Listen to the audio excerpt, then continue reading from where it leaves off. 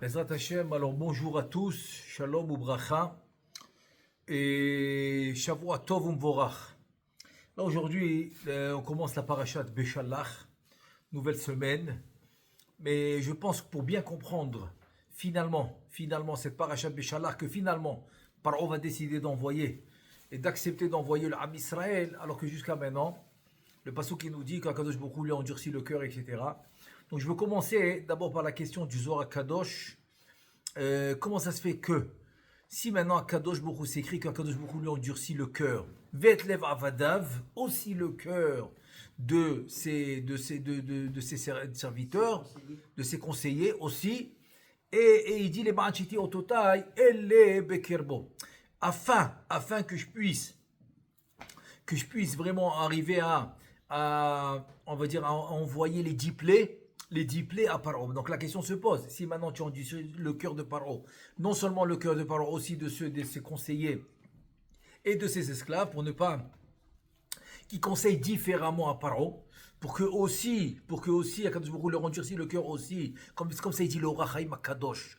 Le Rachaim Akadosh, il dit qu'il a dû endurcir le cœur aussi de ses avadav, de ses conseillers, pour ne pas que ses conseillers vont lui donner un conseil différent de ce que Hachem il voulait. Akadosh Baruch Hu voulait qu'il refuse jusqu'à qu'il amène les 10 plaies.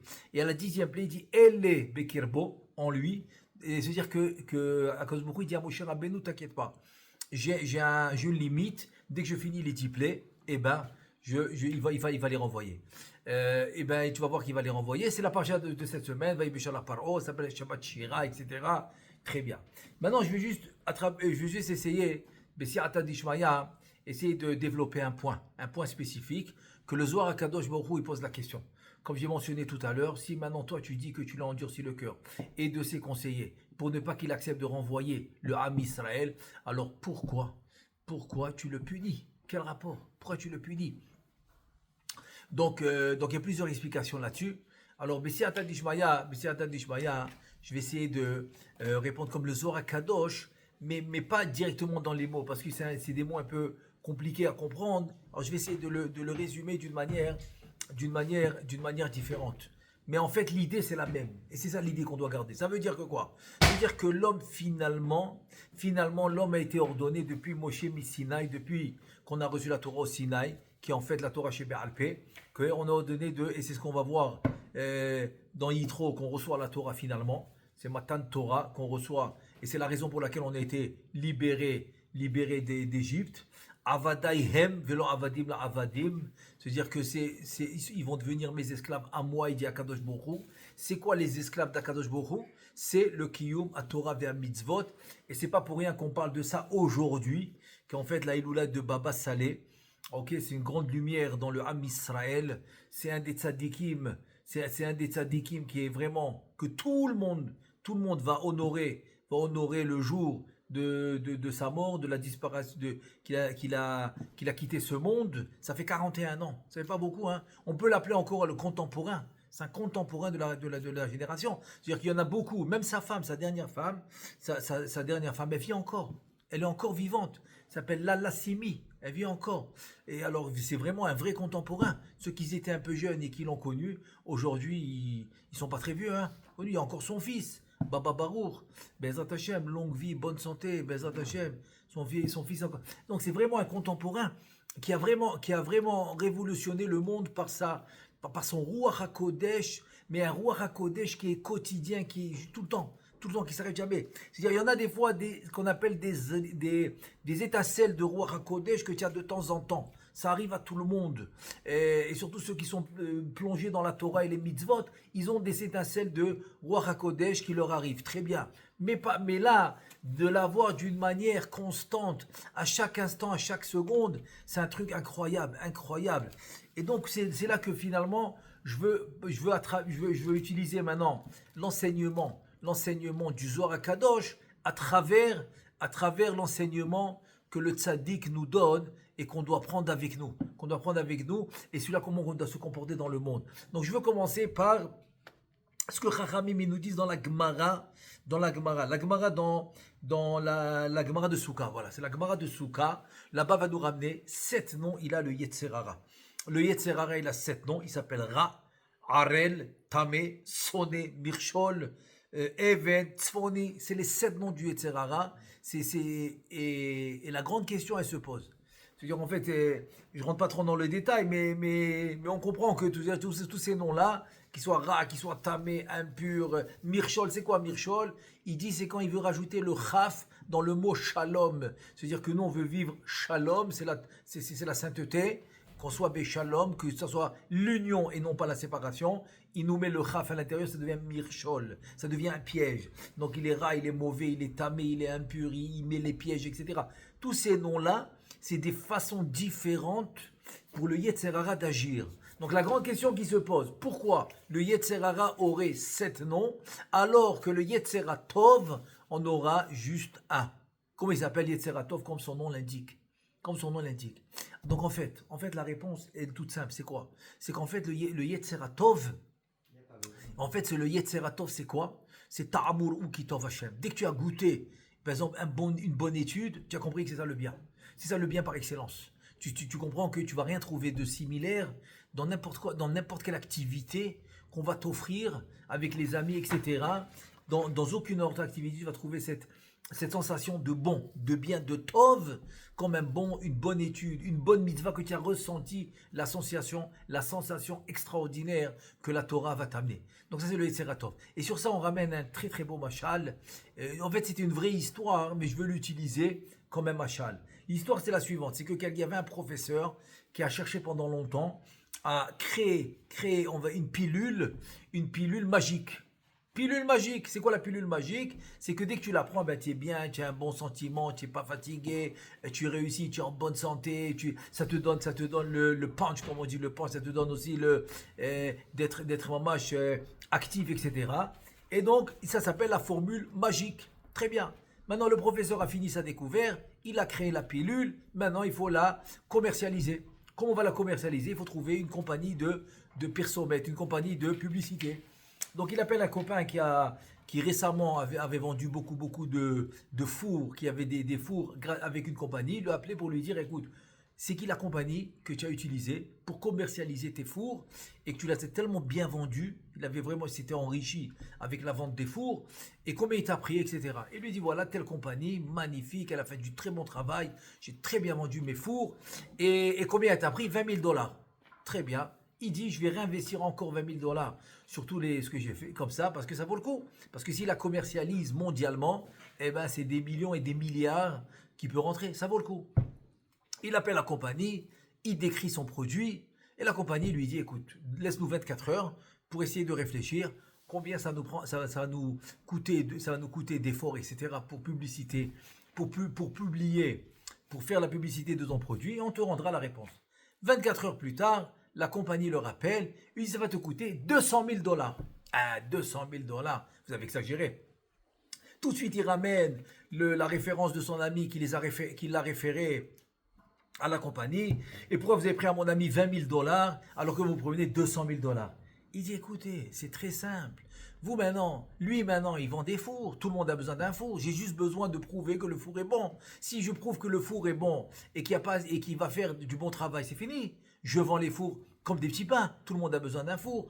Un four qui s'est cassé, tu rachètes un autre. Quelqu'un, il fait des rénovations, il rachète un. Tout le monde a besoin d'un four, donc c'est facile. La publicité pour quelque chose que tu as besoin, pour un produit utilisé jour que tu as besoin, la publicité est facile. Ton produit est nouveau. Et on est garanti que la moitié des choses que tu dis sur ton produit, c'est pas vrai. C'est pas vrai parce qu'il n'y a pas de formule magique. Il n'y a pas de formule magique pour être en santé, pour être en bonne forme, pour avoir le punch, etc. Il n'y a pas de formule magique. Donc on sait que il faut qu'on vienne avec plusieurs tactiques de publicité. Une fois comme ça. Donc plusieurs façons d'essayer de commercialiser ton produit. C'est beaucoup de travail. C'est beaucoup d'investissement. Donc ça te coûte 200 000 $. Ça c'est l'histoire qui s'est passée. Et je l'utilise comme machal. C'est quoi le nimshal?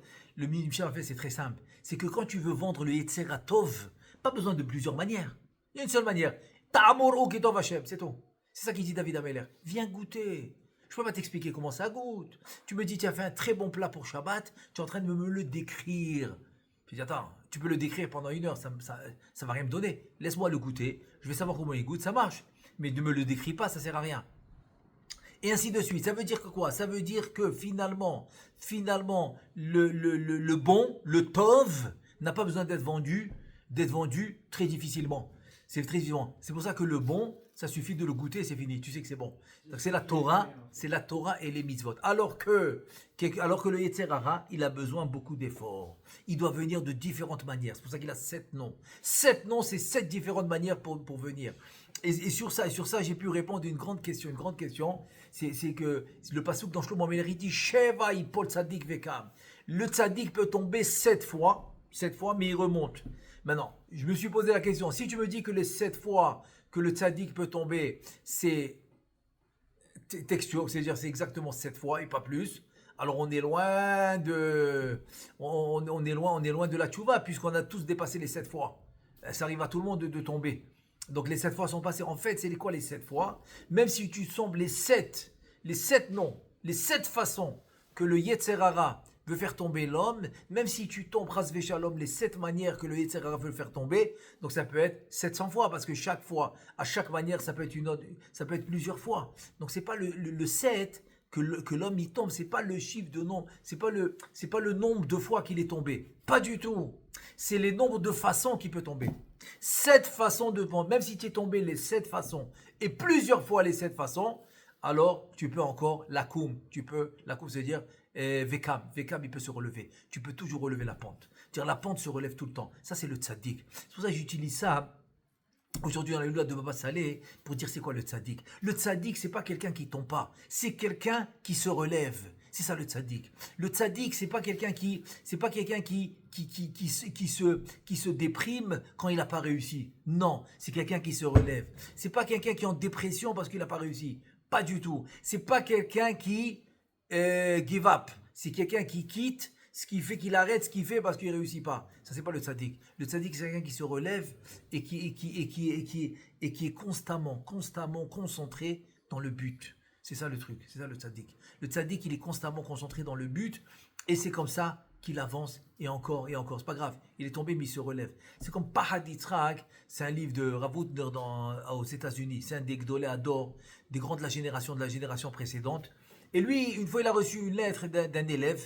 Il a dit qu'une fois, il est tombé. Donc, il pense qu'il n'a pas de futur parce qu'il est tombé une fois.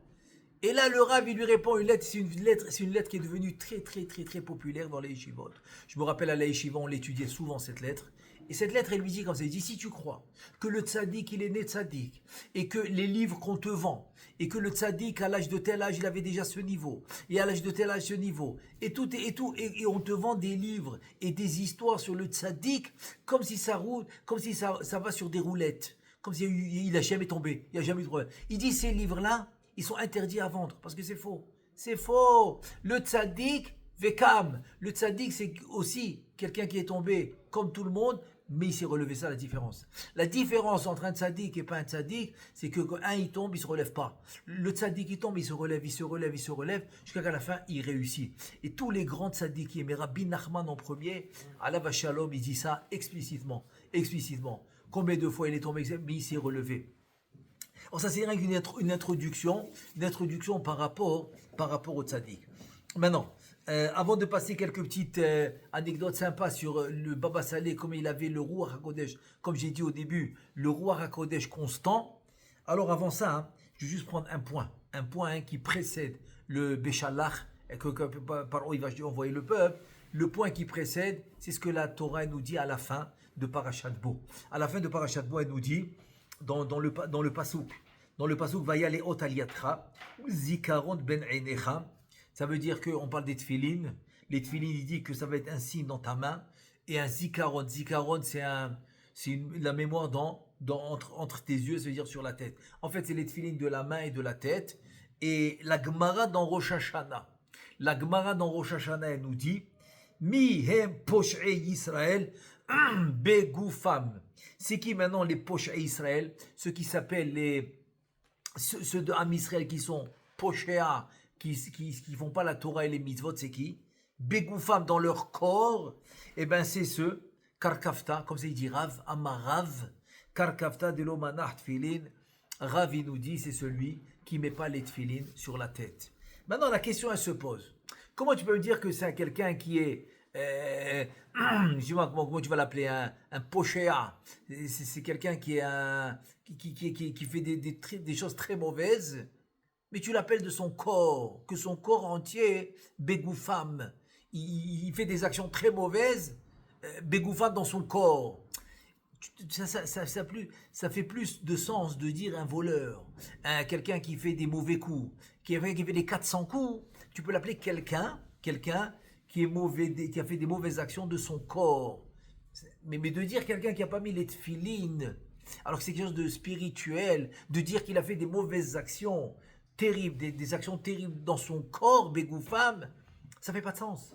C'est quoi l'idée ici? Qu'est-ce que Rabbi veut dire? Deuxième question. Pourquoi tu as choisi rien que la mitzvah des tefilin pour dire ça? Tu aurais pu dire cette mitzvah, pas seulement dans les tefilin.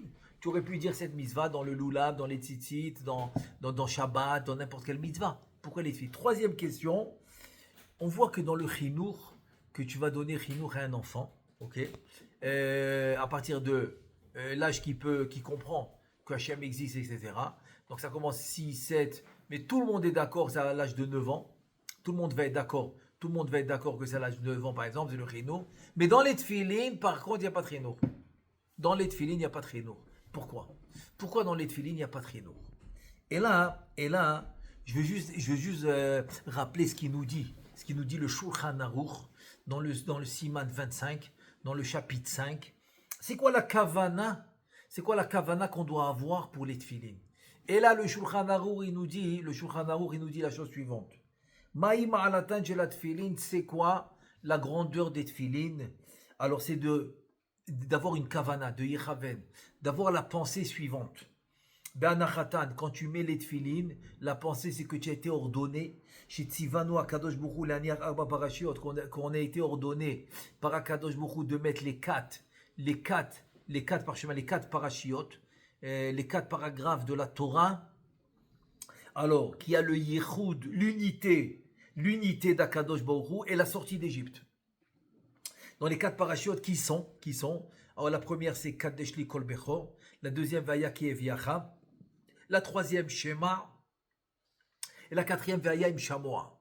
Donc il y a le yichud, l'unité d'Hachem, il y a l'ordonnement des mitzvot, il y a la sortie, ça mentionne la sortie d'Égypte, et ça c'est sur la tête, les quatre, parce que dans la tête il y a quatre compartiments, et dans la main il y a un compartiment, mais avec les quatre parachutes aussi, avec les quatre paragraphes, et à l'azroa et contre le cœur. Donc on doit les avoir sur la tête et contre le cœur. Et alors dans la main gauche contre le cœur et sur la tête directement connecté au cerveau. Au cerveau, pourquoi? Pour se rappeler des miracles extraordinaires que Akadosh Baruch Hu a fait avec nous. Et pour que je sois complètement assujetti, on va dire assujetti, qu'on va être complètement, désormais je vais être complètement, on va être plié aux exigences divines, à Neshama, que la Neshama soit tout le temps en train de servir son Créateur. Et parce que elle, où est-ce qu'elle se trouve? La Neshama se trouve dans le cerveau. Le Ruach, quand je divise les trois parties de la Neshama, que l'homme doit être obligé d'être réparé, c'est Nefesh Ruach Neshama. Et c'est pour ça que dans la mitzvah, tu as le Dibour Mashma Maaseh, tu as le Dibour, c'est la parole. Le Maaseh, c'est l'action. Et la Marshava, c'est ce qu'il y a dans le cerveau. La Marshava correspond à la Neshama. La parole correspond au Ruach. Et le Maaseh, l'action, correspond au Nefesh. Donc ici, on parle de la Neshama qui est dans le cerveau, et c'est les tefilines de la tête. Et donc, et aussi les tefilines de la main contre le cœur.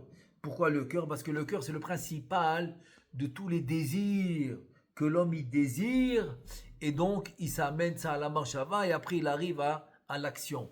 Donc on veut mettre en service à notre Créateur notre cerveau et notre cœur qui désire, et notre cerveau où il y a la neshama qui est le plus haut niveau spirituel de l'homme, c'est son cerveau. C'est son cerveau qui a la neshama, c'est le plus haut niveau. Et le cœur qui désire. On veut mettre tout ça au service de notre Créateur.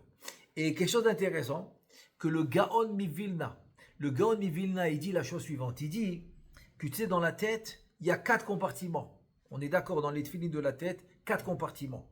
Maintenant, et on sait que dans la tête, on a 4 sens. On a la Raïa, c'est la vision, on voit. Shmi'a, c'est l'écoute, on écoute. Et Réach, on sent. Et le Ta'am, on goûte, c'est la bouche. Donc ces 4 sens, ils sont dans la tête. Il dit ça correspond aux 4 compartiments des tefilines de la tête. Et le Gaon de Vilna, il dit que dans le bras, il y a un compartiment. Et bien ça représente un sens qu'il y a dans la main qui est le toucher. Le michou, c'est le toucher. C'est le seul. Il dit en fait, selon le Shulchan Aruch, les 5 sens, on doit les mettre au service d'Akadosh Baruch Hu. Les 5 sens doivent être au service d'Akadosh Baruch Hu. Et il y a un rave de Matilna, c'est le nom de la ville, le livre il s'appelle Hemmayena Hamouni, c'est le nom du livre, il dit un truc incroyable. Il dit que, on sait ça, bon, ça tout le monde le sait, que dans la mitzvah, il y a l'obligation du corps, ça s'appelle Chovat Gavra, que le corps est obligé de faire, c'est des mitzvot que le corps doit faire, comme les tefilines, tu dois les mettre dans le corps, etc. Et il y a 2 obligations de Chefza. Il y a des obligations de la mitzvah elle-même, mais pas obligatoirement. Par exemple, le talit, si tu n'as pas un habit sur toi qui a 4 coins, selon la halakha, tu n'es pas obligé d'en mettre. On veut le mettre parce que c'est une grande mitzvah, donc on cherche à le faire. Donc on cherche à mettre sur nous un talit. Mais si tu n'as pas sur toi un habit qui a 4 coins, tu n'es pas obligé de l'aller. Ça s'appelle la mitzvah sur le chefetz, sur l'objet, sur le talit par exemple, c'est l'objet. Il dit que la seule mitzvah où le corps devient l'objet de la mitzvah, c'est les tefilines. En mettant les tefilines que tu vas mettre au service de ton créateur, tous les 5 sens, ok, ça rend ton corps un objet de mitzvah, un objet spirituel. C'est la seule mitzvah. C'est la seule mitzvah qui va rendre ton corps un objet spirituel de mitzvah. Donc un truc incroyable. C'est un truc incroyable. Alors moi je dis c'est la même chose pour les tzadikim. C'est pour ça que j'ai dit que le truc avec dans la Iloula de Baba Salé aujourd'hui, c'est le Dalet, c'est le 4 Shvat, le jour où il est dit ça fait exactement 41 ans. Tafshin Mem Dalet, 41 ans. Et donc son corps était en fait une mamash comme une mitzvah. Voilà, comme un Sefer Torah, un vrai Sefer Torah. C'est pour ça que le Ruach HaKodesh, qui a besoin d'un récipient qui est Kadosh, pour se reposer, c'était le corps, par exemple, du Tzaddik, de Baba Salé. C'est pour ça qu'il avait le Ruach HaKodesh tout le temps. Alors c'est pour ça qu'on raconte une histoire incroyable. Je l'ai écouté par son petit-fils, quelqu'un de la famille, un Abou Khatsera de la famille. Il a raconté quand il a dit c'était la dernière année. C'était la dernière année de Baba Salé. Cette histoire, elle s'est passée le Rosh Chodesh Elul, ok, qui était le Tafshin Mem Gimel. Ensuite, il y a eu Tishrei. Juste après c'est Tishrei, Tafshin Mem Dalet, l'année où il est Niftar. Parce qu'il est Niftar le 4 Shvat. Tafshin Mem Dalet. Donc la même année, quelques mois plus tôt, avant qu'il soit Niftar, il y avait un couple, 23 ans de mariage, jamais eu d'enfant. Et donc, ils ont tout essayé. Ils ont fini. Tous les docteurs ici, ils ont essayé. Ils sont partis aux États-Unis. Ils étaient à Washington ou à Boston. En tout cas, un des endroits là-bas où il y avait un hôpital spécial là-dessus. Et quand ils ont fini tous les bdikot et les vérifications, etc., le docteur américain là-bas, il a pris son poignet, il l'a mis sur la table en bois. Il leur a dit, qu'est-ce que ce bois-là que je viens de frapper maintenant avec mon poignet, est-ce que ce bois, il peut avoir des enfants? Alors ils disent non. Eh bien vous, c'est la même chose. Vous êtes comme ce bois qui ne peut pas avoir d'enfants. Ça, c'est le psak, c'était le verdict de leur dernière ressource. Voilà, du plus grand docteur qu'ils ont trouvé au monde. C'était lui, pour ça, à ce sujet-là, pour avoir des enfants. Donc, pas besoin de raconter la peine qu'ils avaient, et une grande peine, etc. Et voilà que, au retour des États-Unis en Israël, ils étaient dans un vol où était à côté d'eux le petit-fils de Baba Salé. Le même vol, il était assis à côté. Et voilà qu'il les voit comme ça peiner, ils pleurent. Ils ont passé vraiment un vol très peiné. Parce que bon, c'était très frais la nouvelle qu'ils ont eue de ce docteur. Et au début, il a essayé de leur poser la question, c'est quoi? Et ils ont dit, mais de quoi tu te mêles, quoi? Qu'est-ce que tu peux faire, toi? Non, mais après, il leur a expliqué, écoutez, ça me fait de la peine, peut-être que je peux aider, etc. Et voilà qu'ils ont commencé à raconter, ils leur ont raconté l'histoire, ils ont fait toutes les vérifications, ils étaient chez le docteur, qu'est-ce que le docteur leur a dit, etc. Je leur ai dit, écoutez, moi, ça m'a fait de la peine. Ça m'a fait de la peine que vous pleurez. Ça m'a fait de la peine maintenant que vous n'avez pas d'enfant, 23 ans. Ça fait de la peine. Et je vous dis, moi, qu'est-ce que je pense que vous devrez faire? Mon beau-père, c'était le khatan de Baba Saleh. Il était marié avec sa fille. Mon beau-père, qu'est-ce que vous voulez vous dire? Tout ce qu'il dit, ça se réalise. Il a le roi Hakodesh, sa bouche kadosh, mais vraiment un vrai tzaddik, quoi. Ce que je vous conseille, c'est d'aller le voir. On ne sait jamais. Ils ont accepté. On n'a rien à perdre. Après un verdict comme ça du médecin, on n'a rien à perdre. Ils ont accepté. Ils vont le voir. Alors, le Khatan, il explique à Baba Saleh toute l'histoire. Baba Saleh leur dit, ok, qu'ils attendent dehors, qu'ils me donnent 2 minutes. Il prend un papier, il écrit ce qu'il écrit, il prend une enveloppe, il ferme l'enveloppe, scellée. Il dit, maintenant fais-les rentrer. Et il donne l'enveloppe au mari. Parce que les femmes, ils ne les reçoivent pas directement, ils étaient comme en dehors de la porte, quoi. Ils rentraient pas de la jambe, ils étaient à côté, juste à l'entrée de la porte. Il donne l'enveloppe au mari, il lui dit, écoute, Be'ezrat Hashem, cette enveloppe, tu l'ouvriras le jour de la Brit Mila. Il allait s'évanouir. Brit Mila, quelle Brit Mila? De qui? Il pensait qu'il parlait de quelqu'un.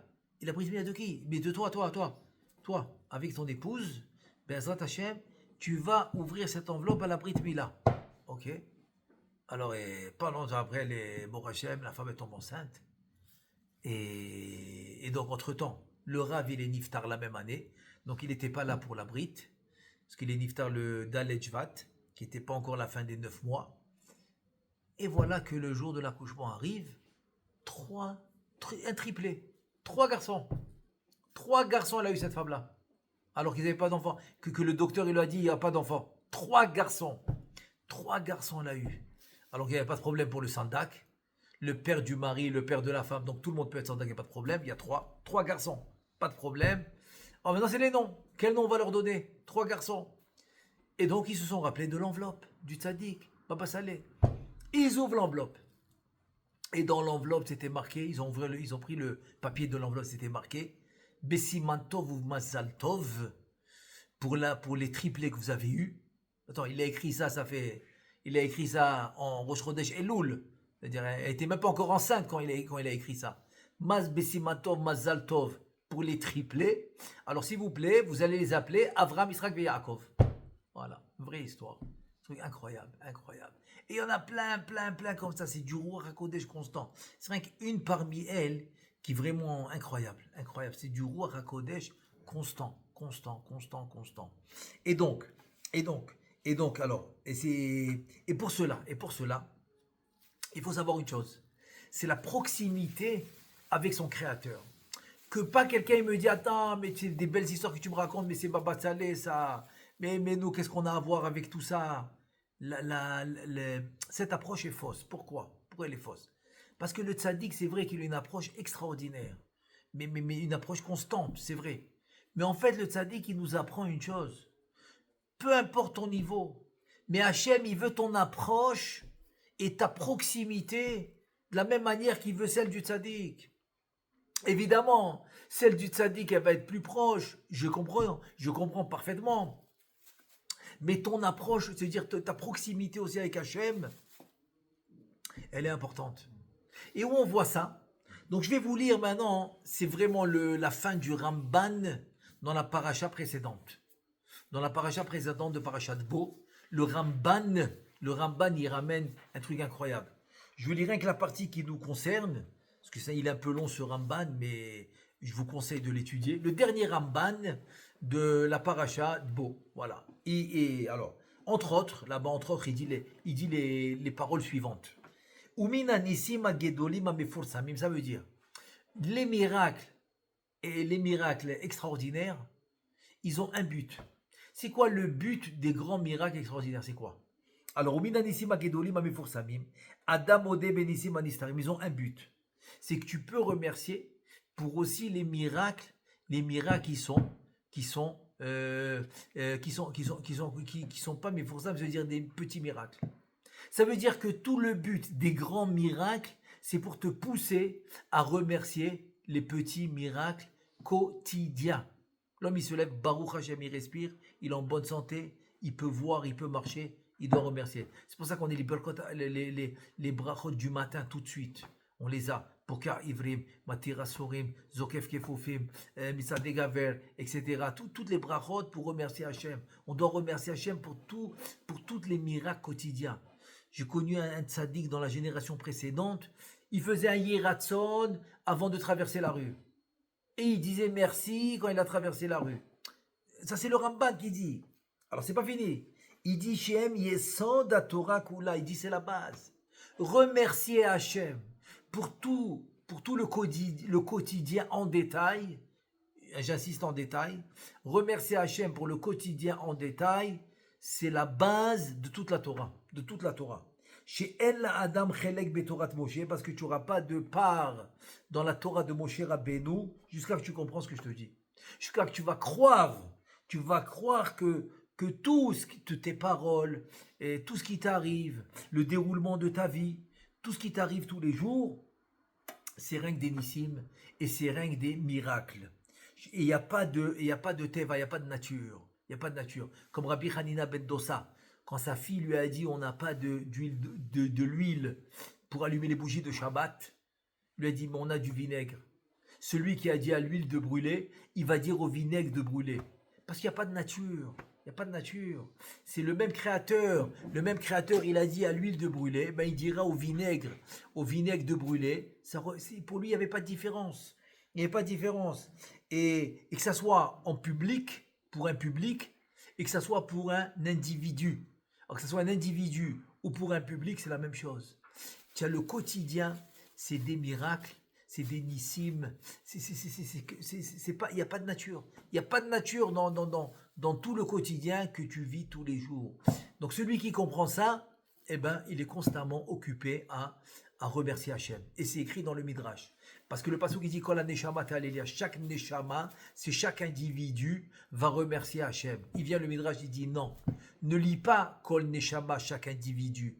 Al Kol neshima veneshima. Au lieu de neshama, tu mets neshima veneshima ta'alelia. À chaque respiration, tu vas remercier ton Créateur. Donc ce remerciement va te donner la proximité. Donc cette proximité, et évidemment, tout en faisant la Torah et les mitzvot, comme il faisait le tzaddik, eh ben, ça va t'amener à une proximité. Donc c'est vrai, Baba Salé c'est spécial, c'est Ruach HaKodesh à chaque instant, je comprends. Mais ça n'empêche pas que l'enseignement ici du tzaddik, de Baba Salé alav shalom, que son mérite nous protège et protège tout le Ham Israël, amen. Son enseignement c'est quoi? Akadosh Baruch Hu aussi veut et attend ta proximité avec lui. C'est ça l'enseignement qu'il faut tirer. Parce que la Iloula, c'est pas rien de faire la Iloula. Évidemment, tu fais la Iloula, tu as le mérite du tzaddik, évidemment. Mais ça s'arrête pas là. La Iloula veut que tu prends un enseignement qui va t'accompagner avec toi, sans te quitter. Et donc, c'est pour cela que quoi, tu dois toujours faire un effort d'aller plus. Et cet effort d'aller plus, c'est celui-là qui va te sauver de tous les mauvaises situations. C'est comme je disais au début, c'est pas le tzaddik il n'y a pas de mauvaises situations. Il est là, mais lui, il a cette proximité qui va le sauver. Et juste pour finir, je donne un deuxième point important, que l'élévation que le tzaddik nous enseigne, que chaque fois le tzaddik s'élève spirituellement, cette élévation elle-même est aussi la yeshua que tu peux avoir quotidiennement. C'est-à-dire la réussite et la rédemption personnelle et d'individu que tu peux avoir quotidiennement aussi fait partie va faire dépendre de la aliyah, on va dire d'élévation spirituelle que tu vas. Et rien que pour donner un exemple extrême, Mais pour comprendre l'idée, c'est qu'une fois, j'ai connu le père de la fille, que j'ai écouté ça de lui. Il avait une fille que quelques mois, elle vomissait, elle mangeait pas, elle dormait pas. Il a passé des mois terribles, terribles. Il savait pas quoi faire. Il a fait tous les médecins, rien à faire. Et c'était à l'époque où Rav Kanievski, à la Shalom, il vivait encore. Donc il est parti lui expliquer la situation. Quand il est allé, elle avait 11 mois. Donc après quelques mois qu'elle est née, il a commencé, donc plusieurs mois il a passé comme ça. Quand il va chez le Rav Kanievski, elle avait 11 mois. Il dit que Vodara, il lui explique la situation. Le Rav, qu'est-ce qu'il lui dit? Tsniout. Tsniout. Attends, tsniout quoi? Pudeur. Mais elle a 11 mois. De quoi on parle? Il n'y a pas d'halakha comme ça. Le Rav lui a dit, tu as raison. C'est pas une halakha que je te dis. Et je te demande pas de faire ça avec ses sœurs aussi. Et je ne demande pas aux gens de faire ça avec leur fille de 11 mois. Pas du tout. C'est pas une halakha que je te demande. Mais sache une chose, que quand il y a un problème, l'élévation spirituelle laisse le problème en arrière. Pourquoi? Parce que le problème, il vient avec avec le niveau que tu as aujourd'hui. C'est-à-dire, selon ton niveau aujourd'hui spirituel, le problème, il est en parallèle avec ton niveau. Si maintenant tu t'élèves de niveau, tu laisses le problème en bas. Tu as dépassé le problème. Donc, si tu dépasses le problème, il n'y a plus de problème. Et donc, c'est ça qu'il lui a expliqué. Il lui a dit, c'est pas une halakha. Je ne te demande pas de faire ça avec ses sœurs ou je ne demanderai pas à quelqu'un de le faire. Mais dans ton cas personnel, que ta fille, elle a un problème, donc il faut élever le niveau spirituel, même si ce n'est pas une halakha, et ça va t'amener la solution. Incroyable. Même pas 1 ou 2 jours, il a commencé à l'habiller avec les manches longues, comme les gens de pyjama avec les manches longues et les pieds aussi longs et tout, etc. Tout ouvert complètement. Même pas 2, 3 jours, tout est passé. Elle mangeait bien, elle dormait bien, tout était bien. Tout était parfait. Tout était magnifique. Cette élévation de niveau. Donc c'est ça, moi je dis, c'est le deuxième enseignement. Ça que le tzaddik nous dit. Donc 2 enseignements, on sort du tzaddik maintenant. C'est quoi les enseignements? Premier enseignement, c'est que proximité, peu importe le niveau que tu as, mais le tzaddik, ok, va nous enseigner que la proximité avec ton créateur est très très importante, est primordiale. Est primordiale, c'est pour ça que tu vas toujours essayer d'être en proximité avec ton créateur. Si c'est en le remerciant, si c'est en faisant les mitzvot avec beaucoup de tous les détails que tu peux, avec beaucoup on va dire de Dibur Marshava Maaseh, avec la parole, avec les actions, avec la pensée, etc. De le faire bien comme il faut. Et d'étudier la Torah. Quand par exemple tu as décidé de faire 1 heure de Torah, de la faire sans interruption. Donc ça c'est la proximité. Et deuxièmement, c'est à savoir toujours qu'il faut s'élever sans cesse. Et ça aussi c'est l'enseignement du tzaddik. Alors Bezrat Hashem, que le tzaddik va passer nous, Bezrat Hashem, que son mérite nous fait venir la Géoula, Bezrat Hashem, et qui nous donne et qu'on puisse avoir la rédemption et aussi générale et aussi en particulier. Bezrat Hashem, amen ve amen.